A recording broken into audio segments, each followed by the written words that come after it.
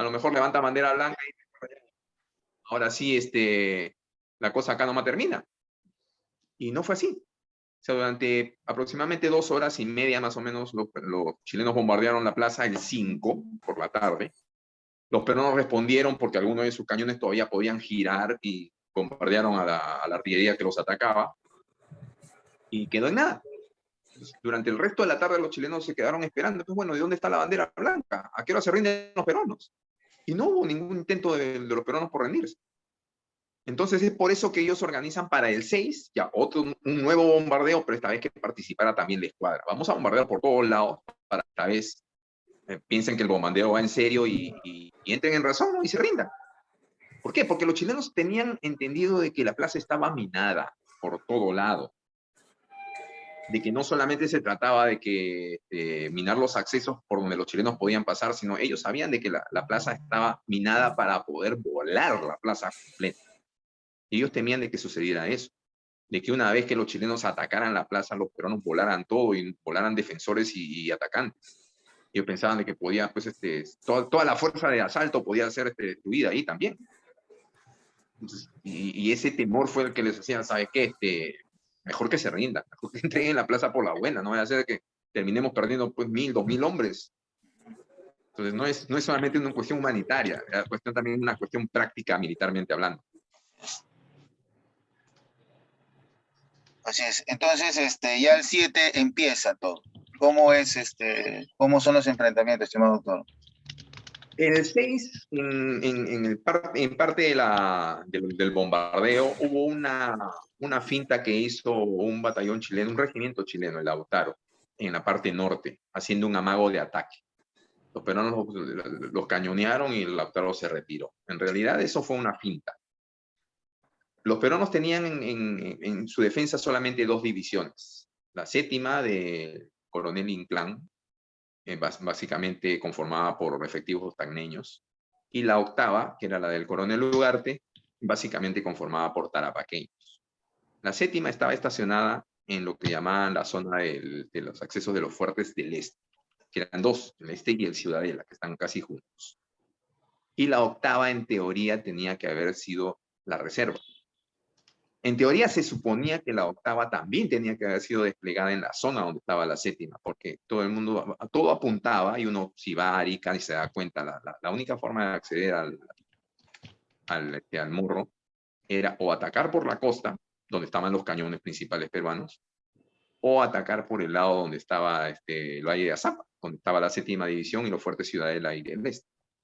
Entonces, los chilenos hicieron la finta del día 6 para poder hacer de que la mayoría de los defensores peruanos posibles no estuvieran en el este, donde iba a ser el principal ataque, sino quedaran engañados y enganchados en el norte. Y lo consiguieron. La 8ª división de Ugarte es retenida por órdenes de Bolognesi en el norte para poder detener un posible ataque desde el norte. Mientras el grueso de los 2 regimientos chilenos, 3º y 4º, iban a atacar en la madrugada del 7 por el lado de los fuertes del este, y es lo que sucede al final. Cuando comienzan a escuchar los disparos de las fuerzas chilenas que atacaban los fuertes en la zona del este, recién Bolognesi se da cuenta de que el asalto venía por allí y no por el norte, y entonces pide que las fuerzas de Ugarte, a último momento, abandonen el norte y traten de marchar en rumbo a apoyar a las fuerzas de la 7ª división. Desgraciadamente, esta ya llega muy tarde.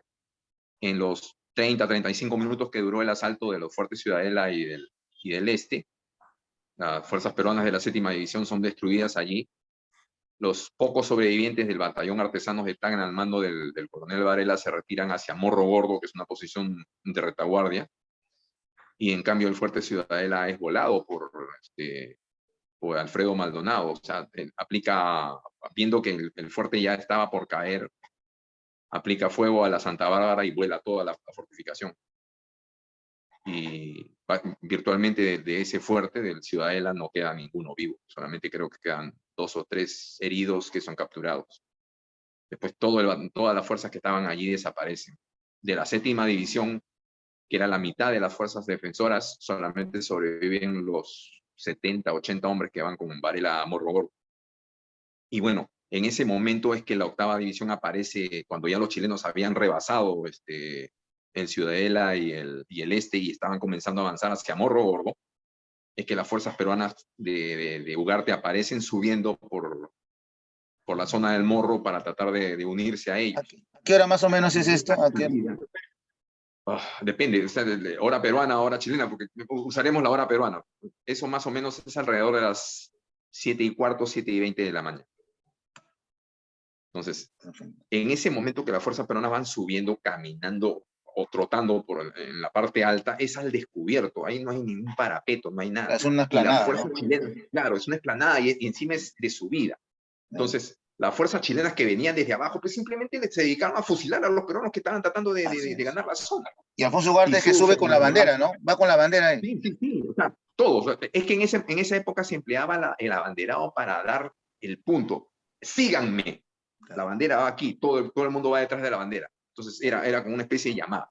Y ojo, no hay que tampoco no hay que perder de vista lo siguiente. Una cosa es la bandera del regimiento o batallón y otra cosa son las banderas de las compañías, las banderolas más chiquitas. O sea, a veces cuando se habla de la caída, de la toma de la bandera o del rescate de la bandera o de la pérdida de la bandera, tiene que quedarse claro si se trata de la bandera de la unidad o de las banderas chiquitas de las diferentes compañías. Cada compañía tenía una bandera y tenía con un listón allí para poder reconocer por color si se trataba de la primera, segunda, tercera o sexta. Esas banderas chiquitas hoy día llamaríamos gallardetes, algo así. Gallardetes, así es. En realidad se llaman gallardetes, solamente que en esa época se llamaban banderolas. Ah, banderolas. Banderolas. Bueno, entonces van y Alfonso Ugarte va subiendo claro, y ahí está la polémica, ¿no? Ahí está la polémica. ¿Se lanzó o no se lanzó? No, ese todavía falta para eso.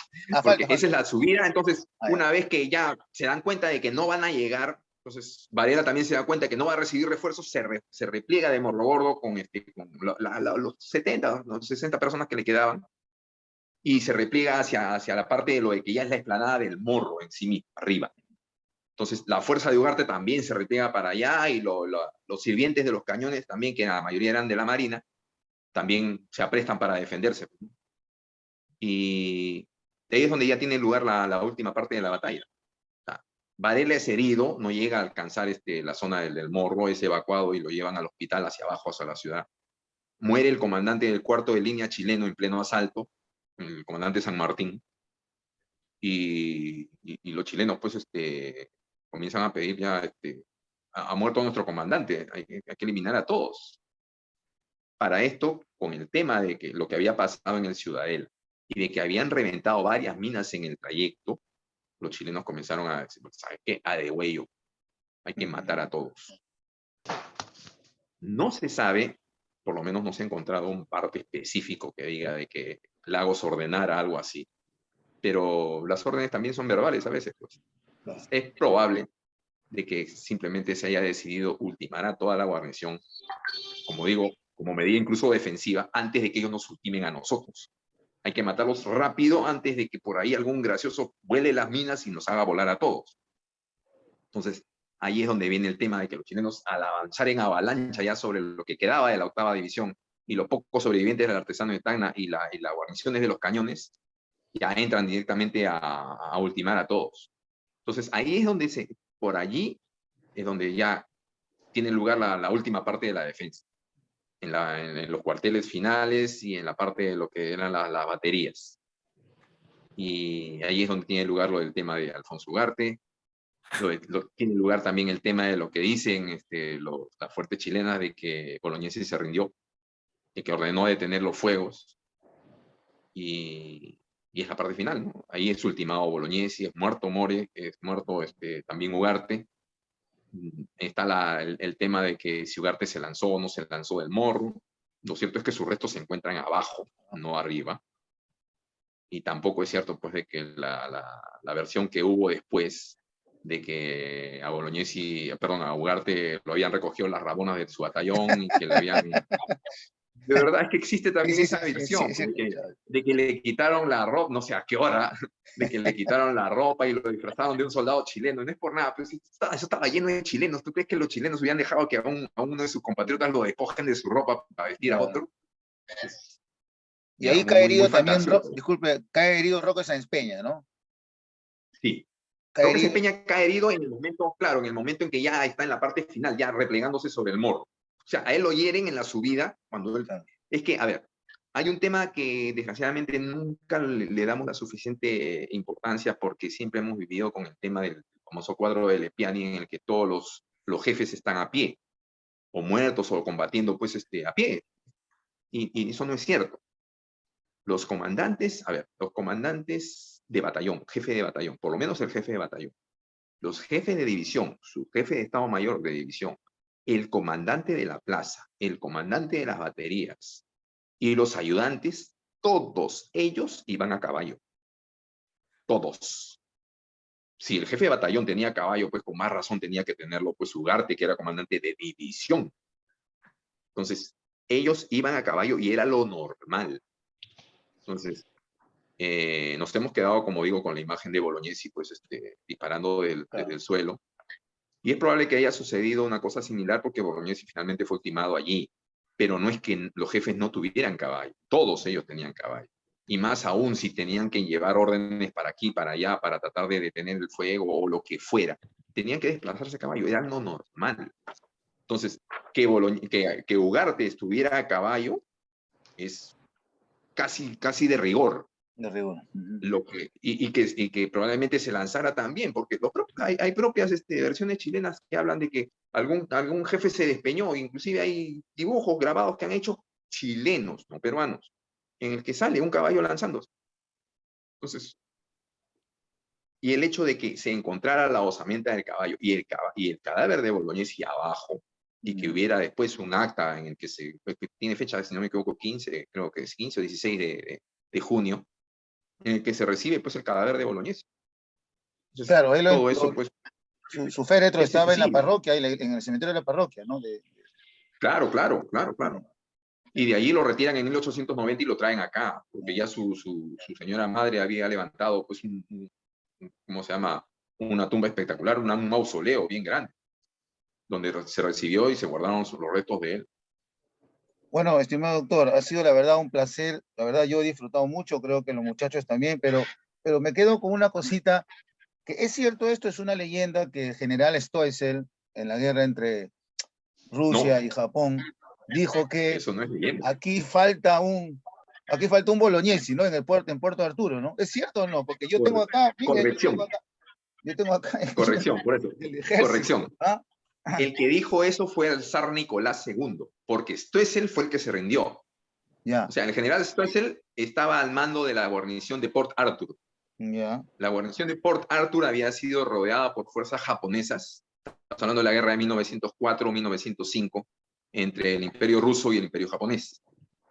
Entonces él era un general ruso, había sí. sido rodeado en Port Arthur y esta era una plaza fuerte, que era la que sostenía el esfuerzo de guerra ruso en lo que era la península de Corea. Entonces se lo dijo el zar Los, Nicolás II. el zar, porque esto es Se pese a había que rendido. estaba allí y que tenía fuerzas y que tenía víveres y podía haber soportado un asedio por más largo tiempo, simplemente decidió rendirse. Y el zar Nicolás fue el que dijo eso, ¿no? O sea, si hubiera tenido un Bolognesi, otra hubiera sido la suerte de Port Arthur. Ah, sí, Puerto Arturo. Otra boca de jarro, que creo que usted la otra vez me explicó que tenía que ver mucho con el espionaje chileno. ¿Estuvieron borrachos los peruanos ahí? ¿Estuvieron borrachos? Se dijo eso. Yo me No, acuerdo que se decía mucho en los 80, que estaban borrachos, estaban bebiendo mucho vino.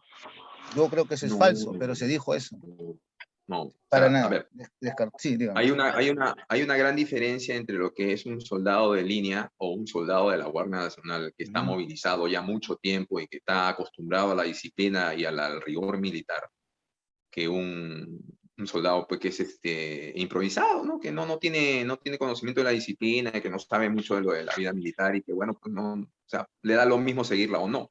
Ya. Las personas que combatieron en Arica, todos, o eran veteranos que habían combatido en la campaña de Tarapacá, o eran gente que había sido reclutada desde el Claro, comienzo de la guerra, de venía, un claro, servicio. venía Entonces, eran gente disciplinada y gente disciplinado. acostumbrada a la vida militar, no eran para nada improvisados o gente de oda, no, para Sí. nada, nada de eso. Digo esto porque nuestro amigo, el doctor, que hace poco estuve cumpleaños, decía que esto era parte del espionaje sembrado por los chilenos, ¿no? La parte más, ¿cómo se dice? La parte más patriótica, ya que eran, que No, o inventaban sea, estas noticias que Migrado lo que traficaba sí con esclavos, etc. lo que siempre ha habido es el tema de la propaganda de guerra, ¿no? O sea, Claro. la propaganda de guerra, pues, por ejemplo, Vicuña Maquena fue un propagandista de la guerra. Los Ujú. libros que publicó Vicuña Maquena lo hizo en el 80, 81, 82. Y durante el periodo en que todavía el Perú y Chile estaban en guerra. Entonces, esas publicaciones tenían por finalidad enaltecer al propio, al chileno, y denostar o tratar de presentar con el peor cuadro posible al enemigo, pues en este caso a peruanos y bolivianos. Entonces, no sorprende de que ese tipo de versiones se hayan usado. Ese morro actual ha sido dinamitado, ¿no? Para hacer la autopista que hay ahí, Sí, ¿no? No, no es el mismo, está la cortado, parte de ¿no? abajo, la parte de abajo está Que tiene cortada, el pero la nombre parte de de uno arriba de los, casi toda es igual. que tiene el nombre de uno de los oficiales caídos en la guerra, ¿no? Que es Comandante San Martín. Usted hablaba hace un momento. Si no me equivoco. Claro, Esa que autopista se llama precisamente Comandante San Martín. para los chilenos, claro, es el héroe de la batalla, porque es el Ah, oficial de más alto rango que es muerto allí. ya, perfecto, perfecto. Y en la Plaza Bolognesi, la Bolognesi que está acá, no es la misma escultura, ¿no? Es otra, la que se encuentra. El primer monumento que se hizo y que incluso llegó hasta, ¿cómo se llama?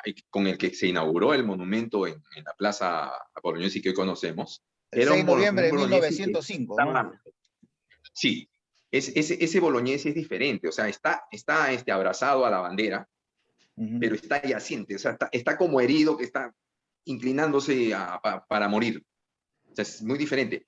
Esa estatua original está todavía guardada en el Real Felipe. El que desee o haga el tour, aprovechando en estos días que todavía está la oferta del ejército para los museos del ejército, puede acercarse y va a ver allí, puede tomar las fotografías del caso, ¿no? O sea, está ahí el monumento original, que después se cambió por el que actualmente existe, ¿no?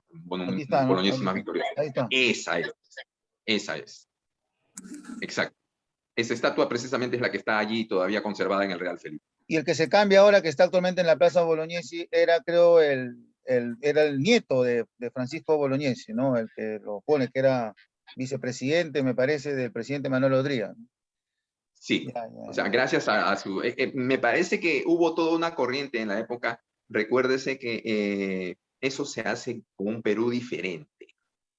O sea, el Perú después de los 40 era un Perú con una mentalidad victoriosa, porque habíamos derrotado a Ecuador en el Ah, claro, en 41. el 41, sí. Entonces, ya no se veía bien tener un Bolognesi yaciente, moribundo, no, teníamos que tener era la cultura del monumento a los héroes de Zarumilla. Entonces, teníamos que tener un Bolognesi, pues, combativo, altivo. Pero Por eso es que esa indignación no nace inmediatamente cuando se inaugura o después. no, mucho después, mucho Ah, después, ya. mucho después. O Porque sea, él si le se iba a da una. cuenta, Ya, sí. el yaciente, o sea, el Bolognesi moribundo está allí por casi 30 años. Sí, En ese mismo lugar. sí, sí. Después, cuando pasa lo de los 40 y cambia la mentalidad de las propias Fuerzas Armadas y mucha de la clase dirigente del país, recién es que se pone sobre el tapete, oye, pero ¿qué hace ese Bolognesi ahí? Mejor lo cambiamos, ponemos uno más heroico, ¿no? Más vencedor. Entonces, y recién ahí es que se cambia. A raíz de la guerra con el Ecuador. Ujú. Así es, Ese sí cambio es de un punto mentalidad. interesante porque he leído en muchos testimonios donde se dice que no, que es por la indignación que causó porque parecía que estaba borracho. Es lo que se dice. No, Sí, se dice en muchos no, testimonios, no, está bien, pero, o sea, pero no es lo real, pues, es ¿no? Ujú. no, para nada. O sea, y es más, inclusive en las descripciones que se hacen del monumento, el primer monumento, el que ahora está en el Real Felipe, que acaba de mostrar usted en fotografía, incluso cuando se hace la descripción, cuando lo inauguran, las crónicas hablan, ¿no? De que era la imagen del hombre moribundo que estaba herido y que pues ya estaba en los estertores terminando de ofender su vida. Esa era la idea del monumento. ¿Y es verdad también que ahí le falta el arcángel que lo lleva hacia el cielo? ¿O esa obra fue así desde siempre? Parece de que en el proyecto se había contemplado eso. Por alguna razón solamente se completó el Bolognesi así como está. No sé, por lo menos no he visto ninguna fotografía en el que se haya terminado la parte del ángel que hubiera estado arriba. No sé si realmente formó parte del proyecto, habría que ver los bocetos con los que se Sí, hizo. porque Alfonso Quirós hizo muchas obras en Europa, ¿no? Era un destacado artista. Sí, Querol. Sí, Agustín Querol. Querol, ahora sí, Sí, porque me dice, Ah, ¿qué le dije yo? porque me dice Quirós, yo Don estaba pensando en Jorge. el libro de la corrupción. Agustín Querol, sí, Agustín Querol. Sí, Ah, el otro es Alfonso Quirós, el historia de la corrupción del Perú. por eso. Agustín Querol, sí. Bueno, por Sí. mi parte, aquí Don termino yo, Jorge. pero creo que van a hacer Sí, unas sí, preguntas pregunta. chiquititas. Sí, sí, Don Jorge, Adelante. Ujú. buenas. primero que nada, agradecerle a usted por la brillante exposición. Hemos tenido unos datos que no los conocía yo tampoco, a pesar de que siempre he buscado un poco de información de eso. Agradecerle a usted la paciencia y toda la información que nos ha dado. Yo creo que para todos los que hemos escuchado la exposición ha sido una cosa brillante. Y bueno, y también extenderle mi saludo a Gabriel, Muchas que sé gracias, que don es una Miguel. persona que es muy leída en este tema y que nos ayuda mucho con toda la información que nos da también él. Gabriel, te agradezco mucho por la coordinación para hacer esta exposición y esperamos que tener de este tipo de conferencias muchas más. Muchas gracias a ambos. Muchas gracias. Muchísimas A usted, mi gracias. estimado. Muchísimas A gracias por tu usted, asistencia. a usted. Judith, Judith Guayua. Buenas tardes, ¿me escuchan? Sí, sí la Sí, escuchamos. No, en verdad me he quedado encantada y disfruté demasiado la exposición. Felicitaciones al profesor y a ti también, Gabriel. Muchas gracias. En verdad, con todo esto enriqueces todos estos conocimientos, quizás muy comparado al de ustedes en poca proporción. Y lo bueno es que estos detalles lo transmitimos a nuestros hijos. Bueno, mi hijito es muy pequeño, pero yo sé que la explicación que yo le daré le va a encantar. Y bueno, y si hay oportunidad, le haré ver en la grabación. Muchas gracias y bendiciones. a usted. Gracias también y bendiciones Gracias. también para usted. Gracias. Bendiciones, amén. David, señorita, ahí está. Sergio Salwar. Gracias, muchas gracias, Gabriel. Disculpa, Salwar, ¿tu apellido es croata? No, es polaco, de Varsovia. Polaco, polaco. De Varsovia, sí. Bueno, una consulta, profesor Jorge. En esa época, digamos, precisamente en esta batalla, ¿tenían la posibilidad de comunicarse por telégrafo? Perdón, ¿me la puedes repetir? Sí, quería consultar si es que en el momento de la batalla el ejército peruano tenía comunicación por telégrafo o solamente se enviaba personas a caballo para que puedan entregar la información, ¿no? A ver, más o menos no te he escuchado bien. Parece que no sé si tu micro tiene algún problema. A ver, ¿me escuchan? A ver, ¿Se me Sí, escucha? sí, le escucho. Bueno, la consulta era si es que el ejército peruano, específicamente para la batalla de Arica, tenían telégrafo como medio de comunicación. claro, a ver. Lo que había era, a ver, la Plaza Fuerte tenía dos formas de comunicarse. Una por el telégrafo y la otra que era enviando propios para poder enviar mensajeros, básicamente, ¿no? A caballo para poder conectarse con las fuerzas que estuvieran alrededor. Desgraciadamente, el telégrafo solamente era de una sola vía, es decir, existía una única línea que te conectaba en este caso, con Mollendo. Y de Mollendo iban llevándolo a caballo a Arequipa. Y de Arequipa lo llevaban por tierra hasta el siguiente punto donde estaba en la otra parte del cable, que era Pisco. Y desde Pisco ya podían transmitirlo a Lima. Esa era la parte de lo que era la comunicación hacia el norte. Hacia el interior, por desgracia, no había otra forma que la de poder utilizar la línea que los unía con Tacna. Por desgracia, una vez que se da la batalla de Tacna, el telegrafista de Tacna desconecta su aparato, salva su aparato y lo repliega hacia el interior, se lo lleva. Entonces, se pierde la comunicación por telégrafo y solamente se queda con el tema de los propios. A lo largo de sus comunicaciones, Bolognesi repite varias veces de que había enviado, inclusive en uno de los telegramas dice, este es el octavo propio que envío buscando tanto a Leiva como a Montero o a Campero, que era el comandante de los bolivianos, sin ninguna respuesta. O sea, hay un tema que desgraciadamente pues nunca se ha esclarecido lo suficiente, y es el hecho de que desde el 26 de mayo hasta el 7 de junio, Estimado doctor, no se le está escuchando bien. llegó a recibir una sola orden. Se le está escuchando muy lejano. Yo también lo escucho bien lejos a todos. Eh, No sé qué pasó. Creo que, bueno, es verdad, creo que si me dejo entender, el resumen de todo sería que sí había el telégrafo, pero lamentablemente era de una sola vía. O sea, digamos, los combatientes solamente podían informar cómo iba la batalla, pero no Todo podían eso. dar órdenes, ¿no? O coordinar algunas otras acciones, ¿no? Claro, a ver, me parece que ya mejoró lo del tema del audio. Sí, ahora sí. A lo que iba era el tema siguiente.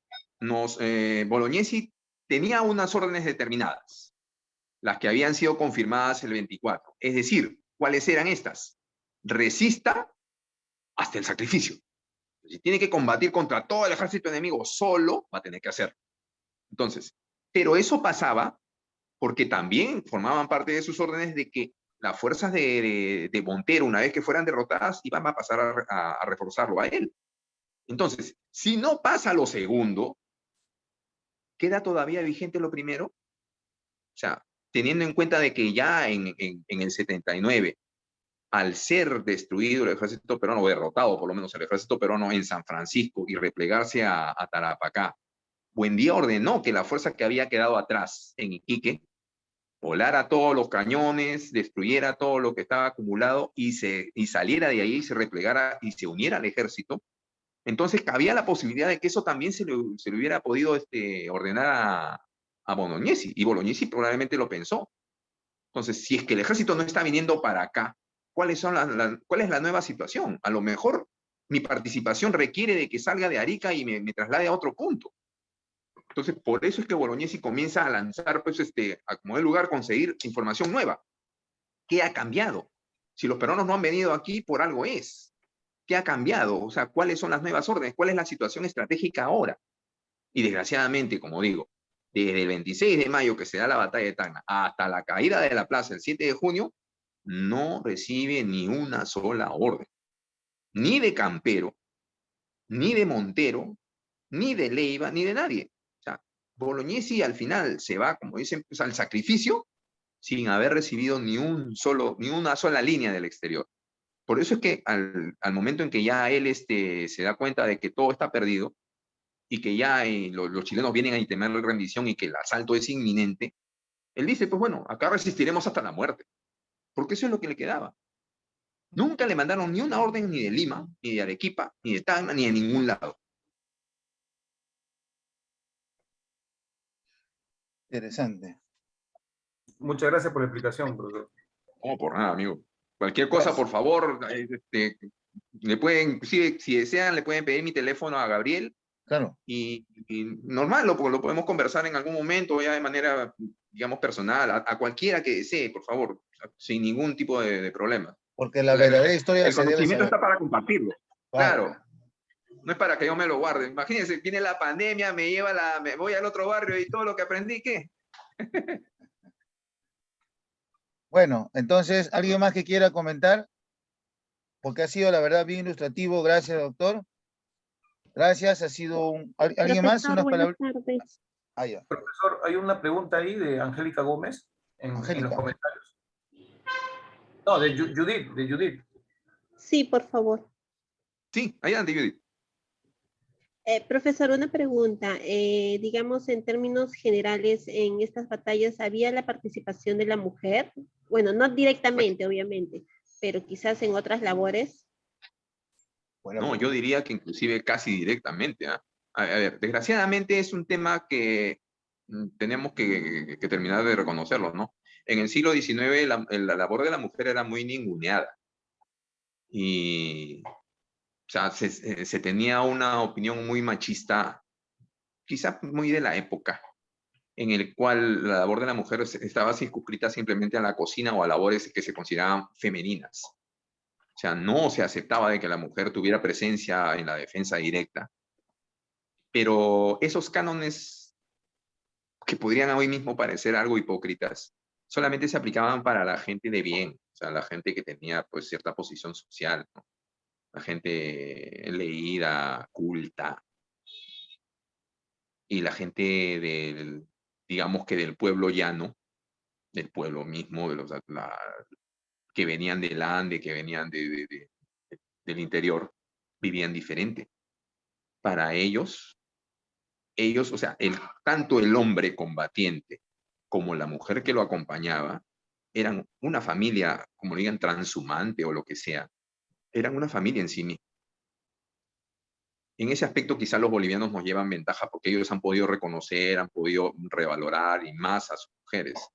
Nosotros no. Cuando ve uno los partes oficiales, se habla de los combatientes, se habla de las bajas, se habla de los comandantes, heroico comportamiento, pero no se dice que las mujeres estaban ahí casi detrás, de que muchas de las veces las mujeres llevaban a sus heridos, curaban a sus enfermos, les llevaban alimento, les ayudaban a transportar pues, los morrales con munición, los ayudaban con el traslado de las mulas, ayudaban a evacuar a los heridos, les cocinaban en el rancho. Y la presencia de la mujer siempre estuvo presente. Y muchas veces solamente se puede ver, por ejemplo, en el tema de la evacuación de heridos, cuando los chilenos embarcan heridos para trasladarlos al Callao. Y en sus partes figuran, ¿no? O sea, se están embarcando pues 211 soldados peruanos y 36 rabonas, que ese era el término que se utilizaba en esa época. Y recién ahí nos enteramos de que existían y de que estaban allí y de que también sufrían todas las penalidades de la campaña. Las mujeres, al igual que los combatientes, los hombres, hicieron también esa marcha de infierno que sucedió de 21 días desde que dejaron Tarapacá hasta que llegaron a Arica, avanzando por zonas en las zonas de alta montaña en las que casi no hay víveres, en algunos lugares no hay agua. Ellas también se comieron esa marcha, llevando muchas veces, cargando a sus heridos, ayudando a sus esposos.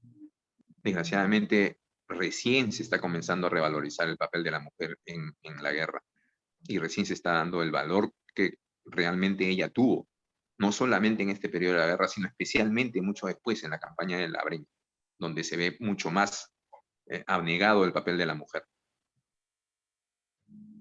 Interesante. Excelente, profesor. Muchas gracias. Y gracias, Judith. Bueno, sí, bueno, entonces, gracias, estimado doctor.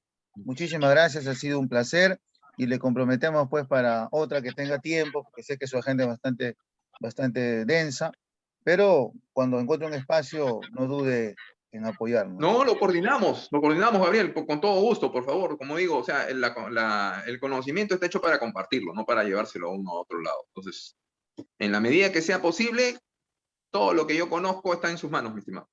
Suya y de la gente que quiera, que tenga a bien consultarlo. No hay problema. Un fuerte aplauso para el profesor, por favor, un fuerte aplauso. Sí, yo mismo me voy a aplaudir también. Muchas gracias, cuídense mucho, que Dios nos bendiga Muchas siempre y que viva la cultura, que viva la historia. Muchas gracias. Especialmente hoy, 7 de junio, que vive el Perú. Que viva el Perú. Muchas gracias.